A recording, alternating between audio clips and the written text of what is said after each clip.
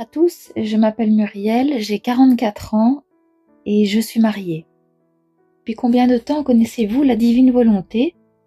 Eh bien en fait, je la connais depuis un an avant le confinement à peu près, et par l'intermédiaire du Père Dutaine sur YouTube, comme beaucoup, et, euh, et voilà, et en participant à une retraite, et en commençant à lire les livres du ciel. À la question quelles émotions, quels sentiments, quelles pensées ont jailli en découvrant les écrits de Louisa, eh bien moi en fait, au départ, j'ai trouvé ça mais très émouvant, très beau. Et puis à partir du tome 2, là, il y a eu des combats, c'était un peu plus difficile. C'était difficile à comprendre, voilà. Et puis après, malgré tout, j'ai quand même persévéré. Et voilà, je suis ravie parce que après ça, la joie intérieure est arrivée et elle grandit au fur et à mesure de cette lecture, que je me nourris de cette lecture, et aussi que quand je les partage, que ce soit par écrit ou autre, mais c'est vraiment une joie quasi continuelle. Comment distinguez-vous l'avant de l'après dans la découverte de la divine volonté? Qu'est-ce qui a changé? Et en fait, au plus je me suis mise à réfléchir à cette question, au départ, ce qui m'est venu comme ça dans la tête, c'est il y a pas grand-chose qui a changé. Et au final, en ayant posé cette question, j'ai eu des autres pensées qui arrivent et qui m'ont fait penser à telle chose, telle chose, telle chose. Ah, j'ai fait ah ouais d'accord, oui, ça c'est vrai que j'avais pas pensé. Et en fait, je me rends compte qu'il y a pas mal de choses qui ont changé. C'est à l'extérieur, rien n'a changé, mais à l'intérieur, il y en a beaucoup. Et à mon avis, c'est que le début. Parce que, par exemple, je n'ai plus les mêmes goûts. J'ai plus le goût de faire du shopping, comme avant. J'ai plus le goût de partir en vacances comme avant. Je ne ressens pas de manque.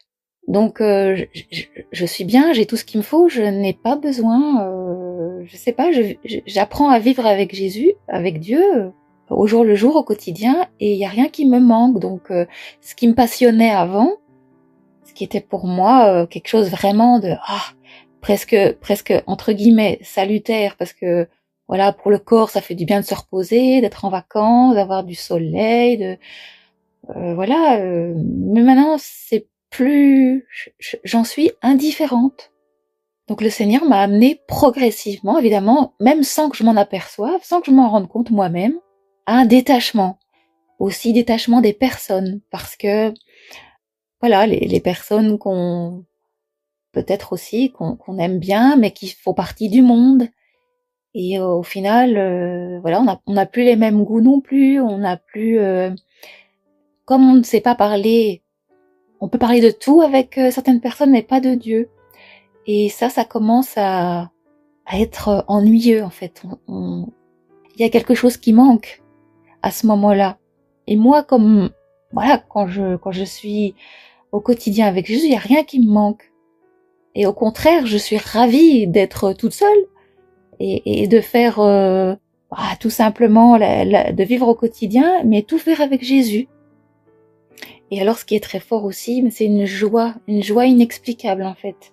Et puis une confiance au quotidien. Donc c'est des actes de foi qu'on fait et au final, au fur et à mesure de les faire, voilà, il y a le Seigneur opère des changements et petit à petit, j'ai remarqué que j'ai quand même un petit peu plus de confiance, même si, bon voilà, il y a toujours le côté humain, ça j'en suis bien consciente, mais par contre, voilà, maintenant je constate vraiment que le Seigneur a fait beaucoup de travail. Êtes-vous devenu meilleur en vivant dans la divine volonté? Et en fait, c'est vrai que si je dois me regarder moi-même, si je suis fixée sur moi, alors là ça fait peur. Et là je vois que je suis mauvaise, que j'ai rien de bon, je suis rien. Je ne peux rien, je ne sais rien faire de bien par moi-même, à part faire des bêtises et être à côté de la plaque. Mais voilà. Donc, mais par contre, si je regarde Jésus, bah là, ça change tout. C'est complètement différent. Et c'est comme si on se regarde dans un miroir et que, bah là, on contemple Jésus. On, on voit Jésus dans le miroir.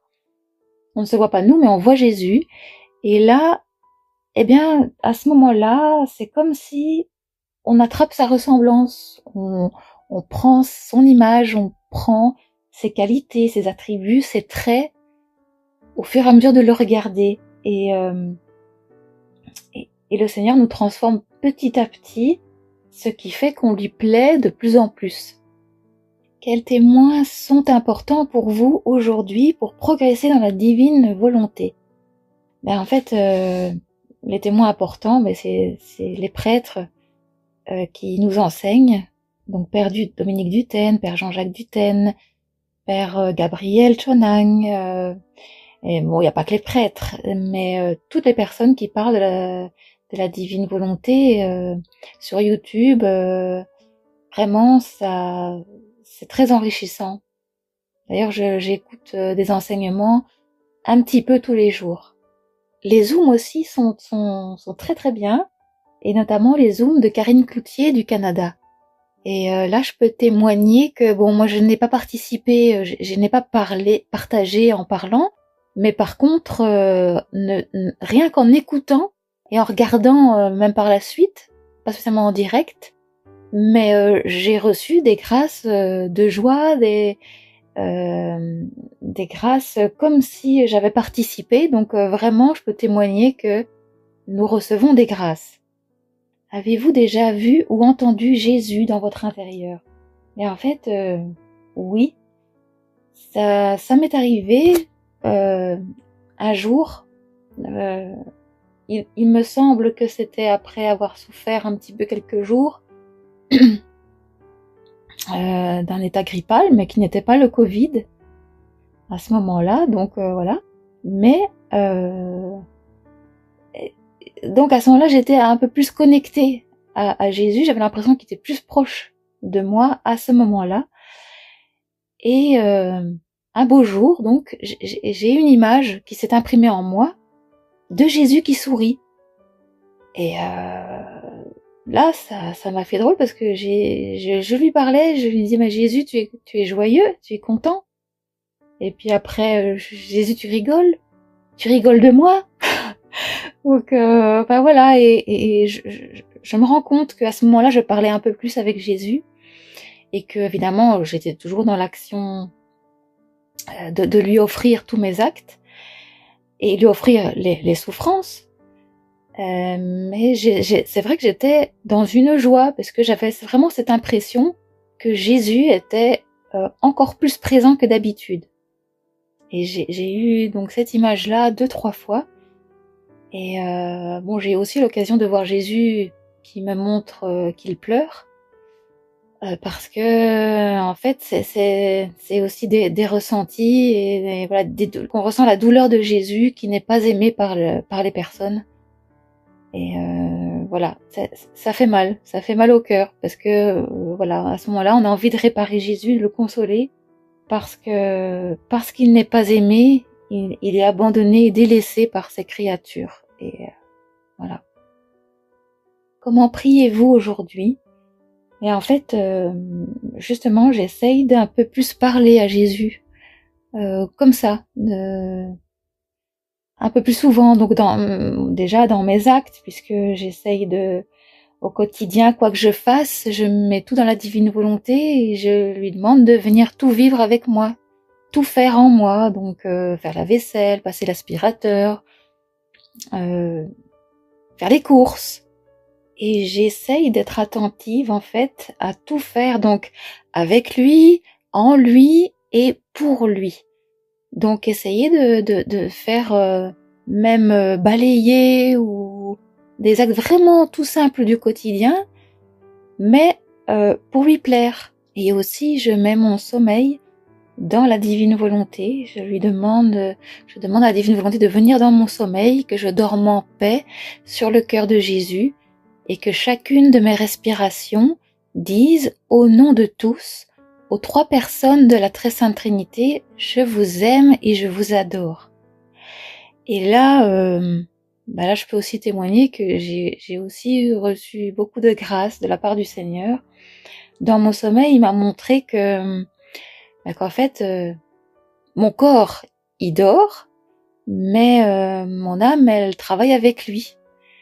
Et c'est merveilleux. Il m'a vraiment fait vivre des choses dans mes rêves, donc notamment des prières.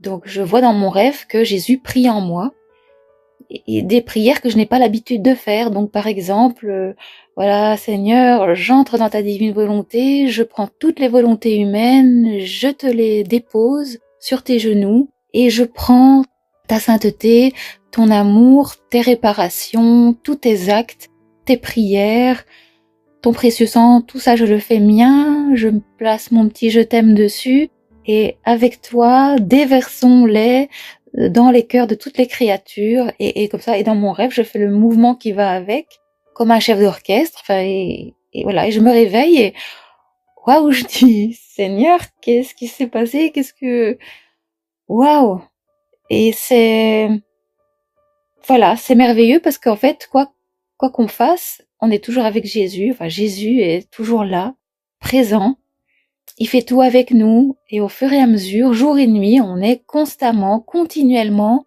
au final, en train de prier. Puis aussi, quoi qu'il arrive, même si on vit des petites croix, des petites contrariétés, ou même des souffrances, des maladies, eh bien, en fait, ça devient l'occasion de tout offrir à Jésus. Et honnêtement, tout est vécu, même si parfois ça peut être énervant, on peut perdre patience, mais à partir du moment où on l'offre à la divine volonté, en fait, on reçoit tellement de joie, et vraiment une présence assez forte de Jésus qui nous fait, je vais presque dire, oublier la souffrance. D'ailleurs, j'ai eu l'occasion, par exemple, un jour aussi d'avoir un mal de ventre, des crampes dans le ventre, et bon, à ce moment-là, je m'allonge, j'essaye de me détendre pour que ça passe, mais je l'ai offert à Jésus, et en lui disant, voilà, m'est venue une pensée, tout souffrir plutôt que déplaire à Jésus. Et voilà, à force de penser à ça, il y a une joie qui est montée, il y a un amour, un amour qui m'a envahi, et vraiment l'offrande de ma souffrance pour que ça serve à quelque chose, et l'offrande dans sa divine volonté à lui, donc qu'il utilise pour qui en a besoin et qui veut, donc toute l'humanité dans le passé, le présent et le futur. Et en fait, je m'attendais à ce que justement la souffrance continue, que ça continue, que ça puisse vraiment servir à quelque chose. Et au final, non, le Seigneur m'a enlevé cette souffrance. Et la manière de prier aussi, donc, c'est que tous les jours, je donne ma volonté humaine en échange de sa volonté divine, qu'elle vienne vivre et régner en moi. Et j'offre tous mes battements de cœur, mes respirations, mes paroles, mes pensées, chaque cellule de mon corps, chaque circulation du sang, et au final mon corps, mon âme, mon esprit, ma volonté, mon intelligence et ma mémoire. Et voilà, et en fait, donc au fur et à mesure, ça part aussi, le Seigneur vient me faire des rondes, et donc prier en moi. Il y a tout un mouvement en fait qui émerge de ces prières. Donc aussi que donc chaque battement de cœur que ce soit des milliards d'offrandes à Jésus, de je t'aime, je t'adore, je te loue, je te rends grâce au nom de tous et pour tous. Et puis j'essaye tout simplement de m'abandonner au quotidien, donc de pas avoir des prières bien spécifiques, mais de me laisser guider par Jésus, me laisser faire, me laisser conduire par Jésus. Donc là où est-ce qu'il veut, parce que parfois, il y a des gens on a des rendez-vous, on voit des personnes, il y a pas mal d'activités aussi qui sont faites, donc on ne fait pas que prier, mais simplement tout est fait avec Jésus et pour Jésus. Continuez-vous des pratiques et dévotions typiques telles que le chapelet, l'adoration, les neuvaines? Comment votre approche a-t-elle évolué? Justement, donc c'est vrai que ça pour le coup, le Seigneur, il a il a pas mal chamboulé, transformé la vie de prière. Non seulement elle est plus belle, plus intense, parce que c'est Jésus qui vient prier, donc ça change énormément. C'est son amour à lui, c'est sa prière, c'est ses offrandes, ses actions de grâce. Voilà, comme Jésus, il aime sa maman, il aime Marie, bah tout est offert à Marie pour lui faire revivre ses joies, ce qu'elle a vécu. Et puis la Vierge Marie aussi, comme elle aime beaucoup Jésus, elle adore Jésus, c'est son fils et c'est son Dieu, et c'est Dieu. Donc avec elle, ben, on vient prier, on vient offrir tout à Jésus. Donc la prière devient une action, un acte d'offrande aussi pour Jésus. On prie plus pour nous, mais on prie pour Jésus. Et l'adoration, c'est la même chose en fait. C'est l'adoration aussi au Saint-Sacrement à l'Église, toujours, mais l'adoration est continuelle. Ça ne s'arrête plus là, on part plus de l'Église en laissant tomber Jésus, non, c'est constant, c'est continuel. On adore Jésus dans le soleil, dans la création, dans tout ce qu'il a fait, dans l'être humain, puisqu'il nous a créés, on respire, notre cœur bat, on se lève le matin, on se rend même pas compte que tout est extraordinaire, que tout est grâce à Dieu, et tout est grâce de Dieu. Et ainsi, on vit dans un émerveillement. C'est l'Esprit Saint qui nous met dans un émerveillement continuel. Enfin, c'est pas que l'Esprit Saint, c'est la Trinité, c'est tout le royaume en nous, c'est les anges sont en nous, les saints, comme le royaume est en nous, le ciel est en nous, les anges, les myriades d'anges, tous les saints, toutes les âmes du purgatoire, on est connecté à tout, toute la création. Et par exemple, quand on fait un Je vous salue Marie, c'est toute la création qui fait un Je vous salue Marie, donc c'est encore plus fort que quand le Saint curé d'Ars priait. C'est une bombe atomique d'amour qui arrive sur l'univers et sur l'humanité. Et ce que je voulais dire aussi, c'est que progressivement, Jésus nous remplit de son amour, il nous transforme, il enlève au fur et à mesure la haine qu'on peut avoir, les rancœurs, les jalousies, voilà, même si justement quand on sent beaucoup le poids encore de notre volonté humaine et notre néant, mais malgré tout, nos actes sont faits dans la divine volonté, donc avec l'amour de Jésus. Et voilà. Et donc, par rapport à ça, je voulais lire un passage du livre du ciel, au tome 8, au 14 juillet 1907.